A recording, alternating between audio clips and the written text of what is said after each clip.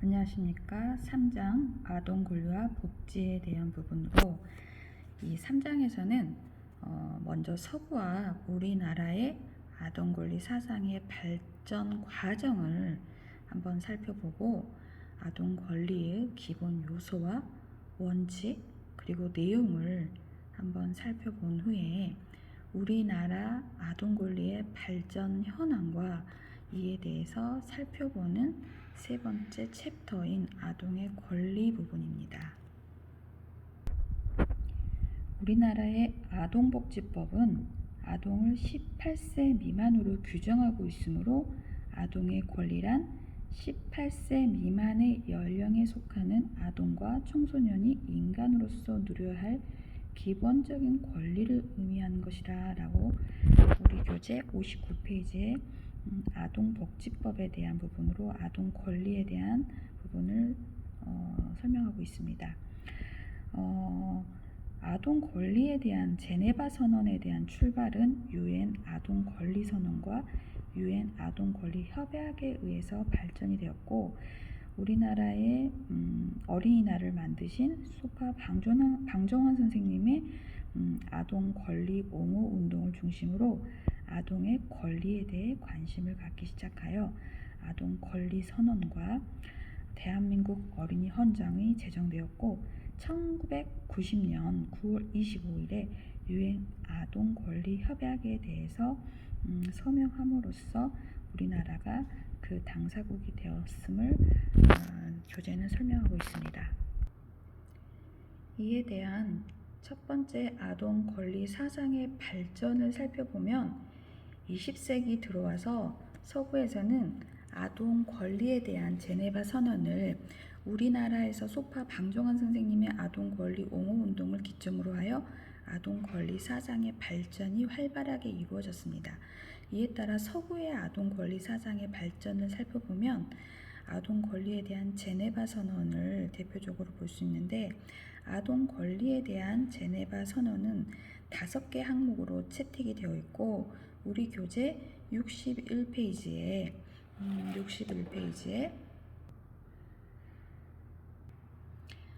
1조부터 5항까지 한번 살펴보도록 하겠습니다.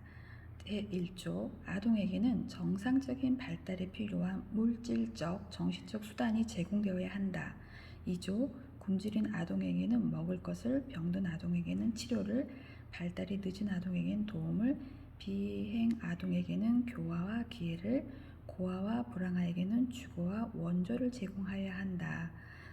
3조에서는 아동은 위험에 처한 경우 가장 먼저 구제를 받아야 하고 4조 아동은 생계 연명을 보장받아야 하며 모든 형태의 착취로부터 보호받아야 한다. 5조 아동은 자신의 재능을 인류에게 이바지해야 한다는 인식하에 양육되어야 한다라고 명시하고 있습니다. 아동 권리에 대한 제네바 선언은 아동의 빈곤이나 기아, 영양실조가 가장 큰 문제였던 그 당시 시대 상황에 따라서 기본적인 생존권에 대한 부분으로 초점을 맞춰줬습니다.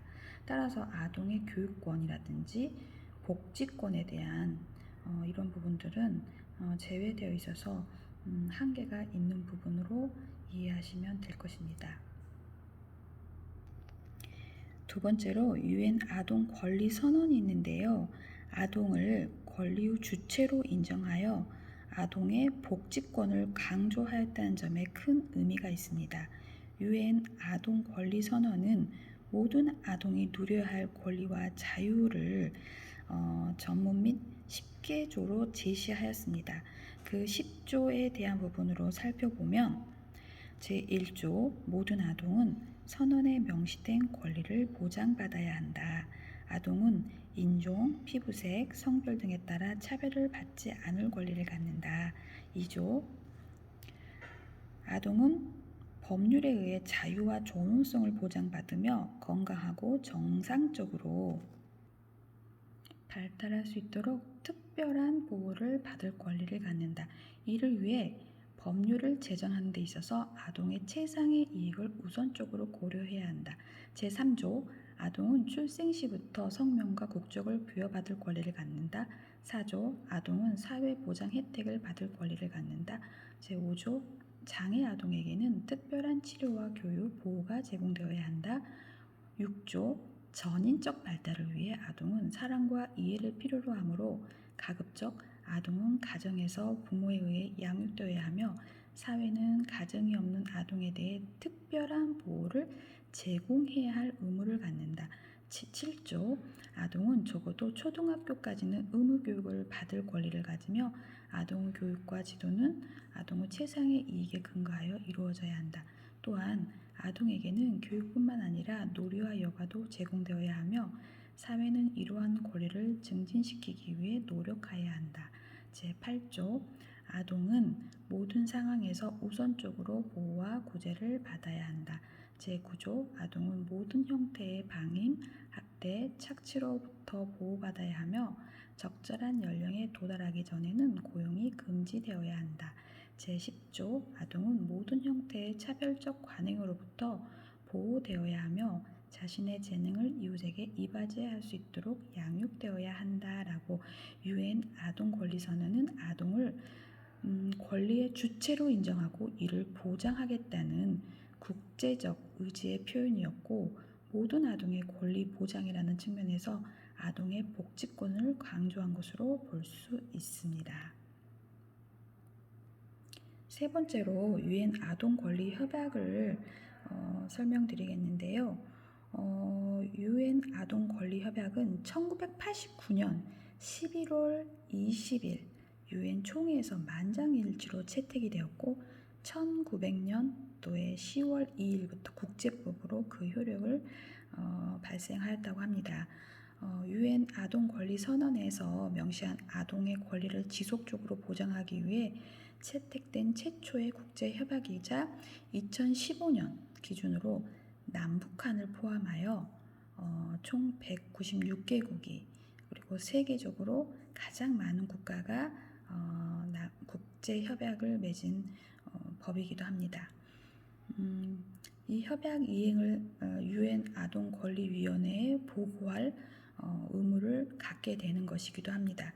그래서 국제 협약 외에도 제프 여사가 도로시가 설립한 세이브 더 칠드런 가끔 우리 이제 종방 같은 걸 보면 세이브 더 칠드런 광고가 많이 나오기도 하는데 세계 최대의 민간 아동 권리 운동 단체로서 아동의 권리 신장을 위해 활발하게 활동하고 있는 사진이 우리 교재 63페이지에 세이브 더 칠드런이 아프리카 말리의 신생아 살리기 모자뜨기 캠페인에 대한 부분으로 이런 부분들을 한번 보신 적이 있었을 텐데요. 이것도 하나의 국제기구로서 아동의 보호와 권리에 대한 부분으로 준비하고 아이들을 지원하는 그런 기구이고 단체라는 것을 기억해 두시길 바랍니다.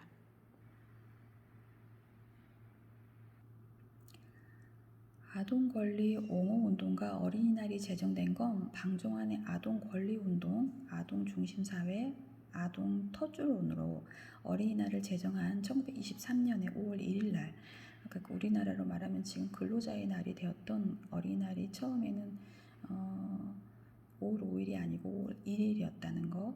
그런데 이제 광복절이 지나고 1946년에 5월 5일로 확정이 되어서 이제 지금까지도 이어지고 있는 부분이기도 합니다. 어린이 권리 공약 3장이라는 두 번째 65페이지에 1923년에 어린이날에는 어린이 권리 공약 3장이 낭독이 되었는데 이는 우리나라 최초의 아동 권리 선언의 내용이기도 합니다. 그래서 인격적인 권리, 노동에서 벗어날 권리, 놀이와 학습의 권리로서 예를 들면 어린이를 재래의 윤리적 압박으로부터 해방하여 그들에 대한 완전한 인격적 이유를 허하게 하라. 어린이를 재래의 경제적 압박으로부터 해방하여 만 14세 이하의 그들에 대한 무상 또는 유상의 노동을 폐하게 하라. 어린이에게 그들이 고요히 배우고 즐거이 놀 수 있도록 각양의 가정 또는 사회적 시설을 행하게 하라라는 그래서 인격적이고 노동에서 벗어날 권리, 놀이에서 학습에 대한 부분을 할 수 있는 그런 부분들을 1923년에 어린이 권리 공약으로 소파 왕정환이 했던 행적들이고요. 이상에서 세 가지 조항 가운데 첫 번째 조항 같은 경우는 아동의 인격적인 권리를 표방한 거, 둘째 조항에서는 노동으로부터 벗어날 수 있는 권리를 표방한 거, 놀이와 학습의 권리를 표방한 거. 그래서 이 아동 권리에 대한 제네바 선언과 비교해 보아도 훨씬 진일보한 권리를 강조하고 있다는 부분이고, 이 외에도 9개의 항목이 어른에게 드리는 것과 7개의 항목에서 어린 동무들에게 주는 당부의 말이 또 발표가 되었다고 해요. 그래서 시험에 나와서 외워라 이런 부분보다는 가볍게 우리나라의 역사적인 흐름에 어린이가 얼마나 이런 권리와 아동의 권리와 복지에 대한 출발점이 시작되었는지에 대한 흐름을 가볍게 흐름을 들으시면 되지 않을까 싶어요. 그래서 어른에게 어린 동무들에게 그래서 어른에게 어린이를 내려다보지 마시고 치어다 보아 주십시오. 어린이들 가까이 하시어 자주 이야기하여 주시오. 어린이에게 경어를 쓰되 늘 보드랍게 하여 주시오. 이발이나 목욕, 의복 같은 것을 때맞춰 하도록 하시오. 잠자는 것과 운동하는 것을 충분히 하게 하여 주시오. 산보와 원족 같은 것을 가끔 시켜 주시오. 어린이를 책망하실 때는 쉽게 성만 내지 마시고 자세 타일러 주시오. 어린이들이 서로 모여 즐겁게 놀만한 놀이터에 기계 같은 것을 지어 주시오. 대우주의 내신경의 말조는 늙은이에게 있지 아니하고 젊은이들에게 있지 아니하오. 오직 어린이에게만 있는 것을 늘 생각해 주시오. 참 중요한 내용들이 지금도 이런 내용들이 되게 시작점이 이렇게 시작이 되었구나라는 부분이 좀 가슴을 먹먹하게 하는 부분들이 좀 있어요. 두 번째, 어린 동무들에게 돋는 해와 지는 해를 반드시 보기로 합시다. 어른들에게 물론이고 당신들끼리 서로 존대하기로 합시다. 뒷간이나 단벽에 글씨를 쓰거나 그림 같은 것을 그리지 말기로 합시다. 꽃이나 풀을 꺾지 말고 동물을 사랑하기로 합시다. 전차나 기차에서는 어른들에게 자리를 사양하기로 합시다. 입을 꼭 다물고 몸을 바르게 가지기로 합시다. 어른들에게 어린 동무들에게 당부의 말들이 되게 굉장히 존중해 줘야 되는 그 시발이 얼마나 가장 기본적인 것들에 대한 이야기이지만 참 중요한 부분들을 잘 다듬어졌다라는 생각이 들기도 합니다. 세 번째로 대한민국 어린이 헌장의 제정과 개정에 대한 부분인데요. 여기에서는 어린이 헌장의 내용이 또 중요한 부분이기도 합니다. 아동이 차별을 받지 않고 존엄한 인간으로서의 권리를 보장받으면서 건강하게 성장해 나가는 데 필요한 여러 가지 요건을 명시하고 있는 부분인데요. 대한민국 어린이 헌장을 살펴보도록 하겠습니다. 대한민국 어린이 헌장은 어린이날의 참뜻을 바탕으로 하여 모든 어린이가 차별이 없이 인간으로서 존엄성을 지니고 나라의 앞날을 이어나갈 새 사람으로 존중되며 아름답고 씩씩하게 자라도록 함을 길잡이로 삼는다. 이러면서 7항 1항부터 12항까지 책 교재는 안내하고 있습니다. 이럴 기회 한번 살펴볼까요? 어린이는 건전하게 태어나 따뜻한 가정에서 사랑 속에서 자라야 한다. 어린이는 고른 영양을 취하고 질병의 예방과 치료를 받으며 맑고 깨끗한 환경에서 살아야 한다. 어린이는 좋은 교육시설에서 개인의 능력과 소질에 따라 교육을 받아야 한다. 어린이는 빛나는 우리 문화를 이어받아 새롭게 창조하고 널리 퍼나가는 힘을 길러야 한다. 어린이는 즐겁고 유익한 놀이와 오락을 위한 시설과 공간을 제공받아야 한다. 어린이는 예의와 질서를 지키며 한겨레와 서로 돕고 스스로를 이기며 책임을 다하는 민주시민으로 자라야 한다. 어린이는 자연과 예술을 사랑하고 과학을 탐구하는 마음과 태도를 길러야 한다. 어린이는 해로운 사회 환경과 위험으로부터 먼저 보호되어야 한다. 어린이는 학대를 받거나 버림을 당해서는 안 되고 나쁜 일과 힘겨운 노동에 이용되지 말아야 한다. 몸이나 마음의 장애를 가진 어린이는 필요한 교육과 치료를 받아야 하고 빗나간 어린이는 선도되어야 한다. 어린이는 우리의 내일이며 소망이다. 나라의 앞날을 짊어질 한국인으로 인류의 평화와 이바지할 수 있는 세계인으로 자라야 한다라는 대한민국 어린이 헌장을 한번 들어보셨습니다. 이거를 한번 저도 여러분한테 안내하면서 이렇게 한번 읽어보니까 어떤 생각이 드냐면 이런 누군가의 처음 시작과 다듬어진 문구가 새록새록 덧입혀짐으로써 우리가 이런 혜택을 받으면서 사회 구성원으로서 준비하고 또 누군가를 맞이할 사회적 역할을 하는 교사로서 준비하는 건 아닌가라는 생각을 하게 됩니다.